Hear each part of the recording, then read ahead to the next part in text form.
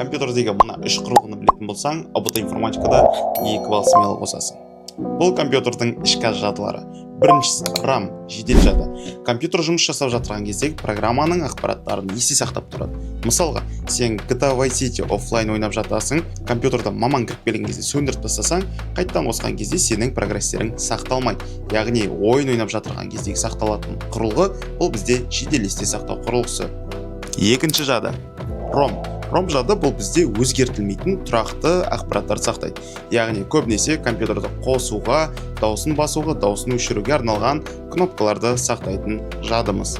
Сондықтан да оның аты тұрақты жады деп аталады. Үшіншісі, процессор мен жедел жадының арасындағы ақпарат алмасу процестерін тездетуге арналған. Кэш жадының АБТ-да 3 деңгей сұралады: L1, L2, L3. Оның атқаратын басты қызметі процессорден жедел жадыға барып, керекті ақпаратты қай жерде тұрған және қай жаққа алып кету керектігін анықтап беру.